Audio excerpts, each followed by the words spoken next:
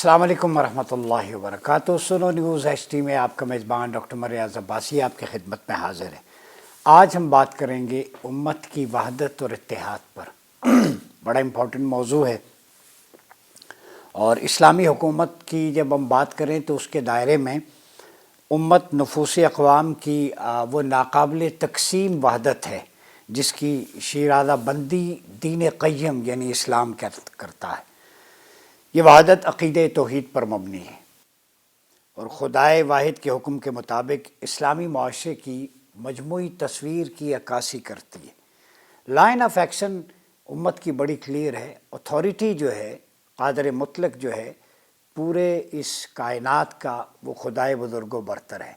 अब उसी की मंशा और मर्ज़ी के मुताबिक अपने उसूलों को, प्रिंसिपल्स को, मुबादियात को, अपने माशरती तर्ज़ ज़िंदगी को, सियासी निज़ाम को, अपनी क़दावत व अदालत को, अपनी पार्लियामेंट को उसी के तकाज़ों के मुताबिक अलाइन करना ये उम्मत की वहदत है। और ये बेशक आप मुख्तलिफ़ टेरिटरीज़ में रहते हों, लेकिन जो चीज़ आपको जोड़ती है वो अल्लाह रब्बुल इज़्ज़त की वहदानियत और सरकार दो आलम सल्लल्लाहु अलैहि वसल्लम की आलमगीर नबूवत और रिसालत है जो क़यामत तक दायमी, अबदी और बाकी है। ठीक है, तो इंसानियत आमा के मजमूई शरादे को अपने हाथ में लेती है और फिर इज्तिमाई मुआशरे के हुक्म बरदार अफराद को खुदा के इक़्तिदार आला का नुमाइंदा, we are representative of absolute authorities of almighty अल्लाह, जो अल्लाह ने प्रेस्क्राइब की हैं कुरान में और नबी अकरम सल्लल्लाहु अलैहि वसल्लम ने उसको प्रैक्टिस किया है स्टेट लेवल पे, मुख्तलिफ़ इंस्टीट्यूशंस लेवल पे, रिजाल सादी और मरदम सादी का काम किया है। तो उसी आप सल्लम की लेगेसी को जो नियाबत और खिलाफत की सूरत में आगे ट्रांसफ़र किया गया। तो बेसिकली प्रिंसिपल्स कुरान और सुन्नत हैं। तो वहदत के लिए हमें कुरान और सुन्नत की तरफ अगर रुजू कर लें तो उम्मत के इत्तेहाद के लिए ये नुक्ता वहदत है। फिर बैरूनी ताकतों को अपने अंदर शामिल करने के लिए ताकतवर इस्तेदाद का इजहार करती है। जो एक्सटर्नल पावर्स हैं उनको भी आप अलाइन करें। तमाम इंसानों को बराबर के हुकूक़, यहाँ से इक्वालिटी है। कौमों, नस्लों, तबकों के इम्तियाज़ात को ख़त्म करके जुमला इंसानों को बड़ी बरादरी की शक्ल में मुनज़्ज़म कर दिया। एक आलमगीर ग्लोबल ब्रदरहुड जो इस्लाम ने दिया है वो मुआख़ात है, अख़ुव्वत है, मुसावात है। किसी मज़हब में ये ग्लोबल ब्रदरहुड नहीं है जो इस्लाम के अंदर है। वो उम्मत है, उनका दुख दर्द साझा है, उनकी खुशी गमी एक जैसी है, उनके मफादात, मनाफ़े, मशारिब ये सारे एक हैं। उनके ट्रेड एग्रीमेंट्स एक जैसे होने चाहिए, फॉरेन पॉलिसी एक होनी चाहिए।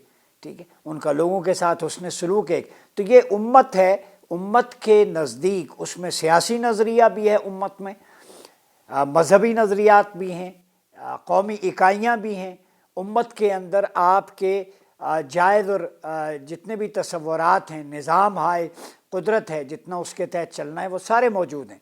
आपकी पार्लियामेंट, आपकी क़दावत, तिजारत, मुआशरा, market, Hess's, each and everything वो आपको अलाइन करती है, जोड़ती है कि उन सब के लिए एक लॉ है वो अल्लाह का कुरान और एक राह अमल है वो सुन्नत मुस्तफ़ा।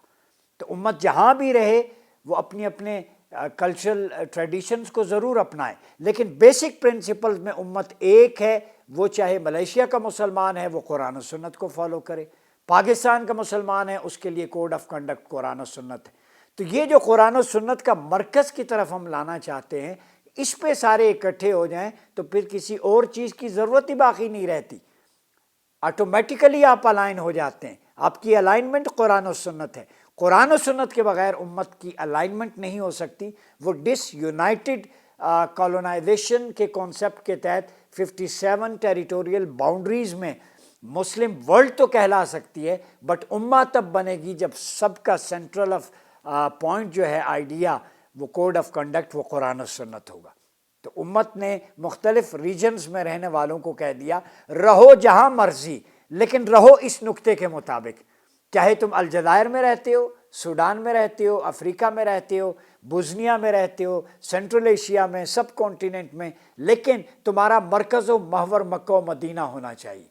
तो आइडियालॉजिकल और पॉलिटिकल, इकोनॉमिकल ये सारे निज़ाम जिस समंदर से निकलते हैं वो कुरान और सुन्नत का एक ओशन है, ocean of knowledge and wisdom. اس کی طرف رجوع کرو۔ تو نقطہ ہماری ڈائریکشن جب تک کلیئر نہیں ہوگی، ڈائریکشن درست کرنی ہوگی۔ آپ جہاں بھی ہو، قطب نما جو ہے وہ ہے سوئی آپ جہاں کھڑی کر دیں تو وہ دکھاتا ہے۔ تو مسلمانوں کا قطب نما مکہ اور مدینہ ہے، مسلمانوں کا قطب نما قرآن و سنت ہے۔ جب اس کو بنا لیں گے قطب نما کو، سوئی ہماری ڈائریکشن، پھر پاکستان میں ہوں گے تو ہمارا قبلہ مکہ و حرمین شریفین ہوگا، پھر سینٹرل ایشیا کے مسلمان کا قبلہ و کعبہ بھی حرمین شریفین ہوگا۔ تو آئیڈیل بنائیں، صرف حج کے موقع پر نہیں بلکہ اس کو ڈائریکشن اس کی طرف کر کے سوچیں، جہاں سے وہ چشمے پھوٹے انسانی جو ہے اخوت اور مساوات کے نظام کے، ہم نے پریکٹیکلی اسی نظام کو اڈاپٹ کرنا ہے۔ جب آپ بار بار سوچیں گے ڈائریکشن وہی ہوگی تو آپ کا مبدا اور سرچشمہ احکام کا وہی ہوگا۔ اب بات سمجھ میں آ گئی؟ تو دنیا میں چونکہ ایک نظام مملکت کا قیام سیاسی معاشرے پر مبنی ہے، ہر سیاسی اجتماع کے لیے وحدت ضروری ہے۔ تو یہ دنیا آپ کو پتہ ہے انسانوں کا ایک سمندر ہے، تمام موجیں وحدت کے تابع ہیں، اور وہ وحدت اللہ کی ذات ہے اور اس میں نظام آقا علیہ الصلوۃ والسلام کا ہے۔ قرآن کی روح سے تمام انسانوں کی تخلیق قانون وحدت کے مطابق آئی۔ تو در حقیقت عالمگیر امت جو ہے یہی اجتماع کا قانون ہے جس کی بنیاد پر امت کی تنظیم عمل میں آتی ہے۔ قرآن میں امت کو مختلف ناموں سے یاد کیا گیا، جن میں سے ہر ایک نام اسلامی تنظیم کی حیثیت کو، نظم کو ظاہر کرتا ہے، ٹھیک ہے۔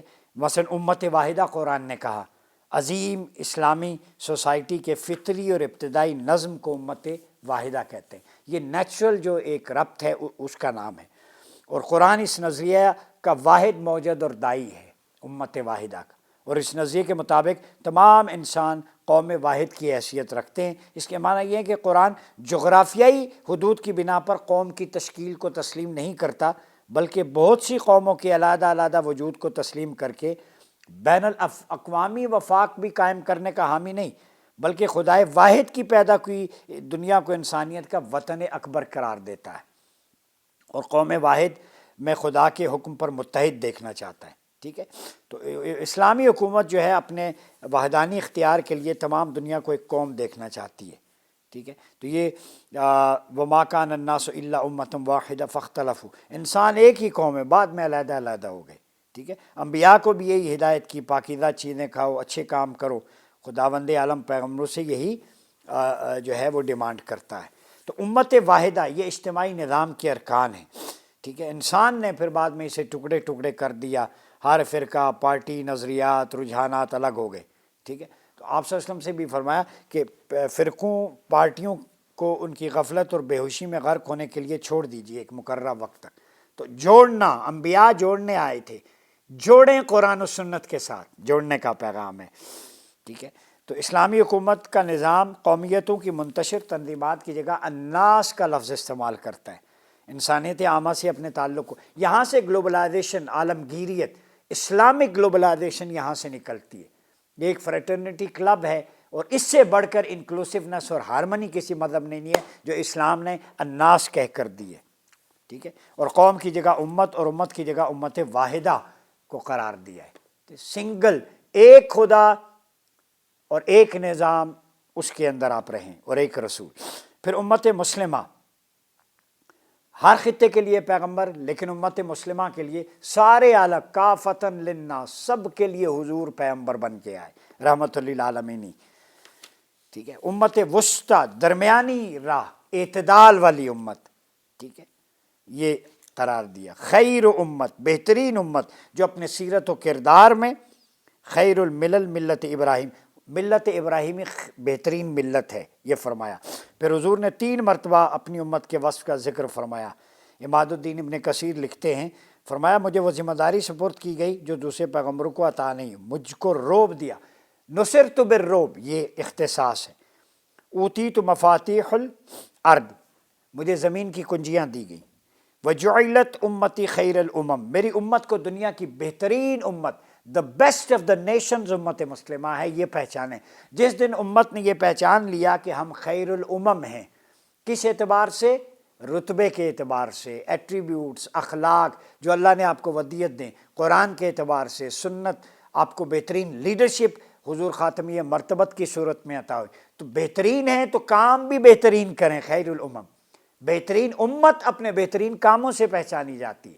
آج ہم 57 ٹیریٹوریل باؤنڈریز ہیں، امت غائب ہے اس لیے کہ ہم نے قرآن و سنت کو چھوڑ دیا جو بہترین لائے عمل تھا۔ تو بہترین امت تب بنے گی جب وہ اپنے مرکز کی طرف لوٹے گی۔ اس وقت مرکز سے دور ہٹ چکی ہے، مرکز قرآن و سنت ہے، یہ تصور ذہن کے اندر رکھیں۔ پھر اس کے بعد اجتماعی نظم، وَاعْتَصِمُوا بِحَبْلِ اللَّهِ جَمِيعًا وَلَا تَفَرَّقُوا، اللہ کی رسی کو۔ وہ اللہ کی رسی کیا ہے؟ دو احادیث میں آپ کے سامنے رکھ دیتا ہوں۔ ایک ہے کہ حضور علیہ الصلوۃ والسلام نے ترکت فیکم الثقلین، ٹھیک ہے، اور حضور نے فرمایا دو چیزیں چھوڑے جا رہا ہوں، اگر میرے بعد تمسک رکھو گے وَإِن تَمَسَّكْتُم بِهِمَا لَن تَضِلُّوا بَعْدِي، تو گمراہ نہیں ہوں گے میرے بعد۔ ایک قرآن، ایک سنت، اور دوسری روایت ہے ایک قرآن اور ایک میرے اہل بیت۔ تو تطبیق مفسرین کرتے ہیں قرآن و سنت اور اہل بیت کا دامن تھامنے سے انسان گمراہ نہیں ہوتا، جہاں سے دین کے چشمے پھوٹے۔ تو امت جو اکٹھی ہونی چاہتی ہے تو قرآن و سنت، اہل بیت اور حضور علیہ الصلوۃ والسلام کے صحابہ کرام کا جو تعامل ہے اس پہ اکٹھی ہو جائے۔ اب میں کچھ چیدہ چیزیں آپ کے سامنے رکھتا ہوں جو ایکسٹرنل پرابلم ہے، ماڈرن فارم آف کولونائزیشن، جو 57 کنٹریز ہیں، اپنے اپنے مفادات ہیں، یہ ڈس یونائٹڈ ہونے کا ایک سبب ہے، اس سے نکلنا ہوگا۔ پھر ملٹیپلسٹی امنگ اسکالرس کی اپنی اپنی تعبیرات ہیں، لیکن ایک تعبیر ہے قرآن و سنت کی، اس پہ اکٹھے ہو جائیں۔ ہم بات کرتے ہیں اپنے مسلک کی، اپنے شیخ کی، جب ہم نے بات کرنا شروع کر دی اللہ اور رسول کی تو ہم اکٹھے ہو جائیں۔ کیوں نہیں قرآن و سنت کی بات کرتے؟ اپنی اپنی ترجیحات اور تعویلات کو چھوڑیں، پروموشن کو چھوڑیں، اللہ اور رسول کو پروموٹ کریں تو خود پروموٹ ہوں گے۔ Promotion of Allah and his messenger, Quran کی پروموشن کریں، سنت و سیرت مصطفیٰ کی پروموشن۔ ہماری بات کیا ہے؟ جن کی بات میں وزن ہے، جن کی بات سے ہماری کامیابی ہے، ان کی بات کریں۔ Rise of extremism and terrorism, اس پہ کانسنسس ڈیولپ کرنا ہوگا۔ یہ بہت بڑی فالٹ لائن ہے، چند لوگ لٹ لے کے اسلام کا نام لے کے ٹیررزم کرتے ہیں۔ پھر ایجوکیشن میں کمی، رچ ریسورسز پور مینجمنٹ، ریسورسز تو بہت ہیں مالا مال، مینجمنٹ اور لیڈرشپ نہیں ہے۔ اس کے لیے ہمیں خلاف اعلیٰ منہاج النبوہ کی طرف آنا ہوگا، اور یہ ساری چیزیں تب جا کے بہتر ہوں گی۔ تو امہ کو امپورٹنس اس کی، اس پہ میرا آرٹیکل بھی ہے، ریسرچ پیپر ابھی میں نے ایک انٹرنیشنل کانفرنس میں پڑھا تھا، وہاں پہ میں نے recommendation, suggestion and futuristic approach دی ہے۔ اور میں ہمیشہ یاد رکھیں، اپنے نوجوان جو ریسرچر ہیں ان سے بھی کہوں گا ڈسکرپٹیو کبھی بھی نہ لیں، اسی پہ ریلائی نہ کریں، ہمیشہ ماضی کو کریٹیکل رکھیں۔ اگر تھیسز یا آرٹیکل لکھنا ہے، بہتری کا کام کرنا ہے امت کے لیے، اور اس کے بعد ڈائگنوز کریں پرابلم کیا ہے، پھر پریڈکٹ کریں اس ڈائگنوز کی صورت میں، آپ پیشن گوئی کریں کیا ہو سکتا ہے، واٹ کین بی، ٹھیک ہے۔ اور اس کے بعد فیوچرزم، فیوچرسٹک ایک باقاعدہ مستقبلیات کا علم ہے۔ میرے استاد تھے اللہ بخشے ڈاکٹر اکرام اعظم، فیوچرزم کا ان کا انسٹیٹیوٹ بھی ہے اسلام آباد میں، وصال فرما گئے، بہت کام ہے ان کا فیوچرزم پہ، انہوں نے لکھا۔ مستقبلیات کو جب تک آپ ماضی اور حال کے آئینے میں کشید کر کے آگے نہیں بڑھیں گے، فیوچرسٹک اپروچ کے ذریعے آپ آگے لائے عمل نہیں دے سکتے۔ تو ریکمنڈیشنز وہی ہونی چاہیے جو فیزیبل ہوں۔ اس وقت ہمیں امہ بننا ہے، ڈفرینٹ ٹیریٹوریل باؤنڈریز تو ہیں۔ لوگ کہتے ہیں مجھے اکیڈمک ڈیبیٹ ہے، وہ بھائی جان قرآن و سنت پہ عمل کر لیں، آپ اکٹھے ہو جائیں گے، آپ جہاں مرضی لیں اپنا نقطۂ وحدت، اس کی روشنی میں اپنی فارن پالیسی، اپنی اکانومک پالیسی تو ایک کریں۔ میں نہیں کہتا اپنی اپنی کرنسیز بدلیں، میں نہیں کہتا کہ اپنا اپنا لباس اور وہ بدلیں، وہ مین چیزوں پہ آ جائیں۔ فارن پالیسی، ڈیفنس پالیسی ایک کر سکتے ہیں آپ، اب جوائنٹ انٹرسٹ، مین ریسورس آپ کے پاس ہے، 1.5 ارب آبادی ہے، سمندر کی جھاگ ہیں، آپ کے مقابلے میں نیٹ اور دنیا ٹیکنالوجی میں آگے جا رہی ہے۔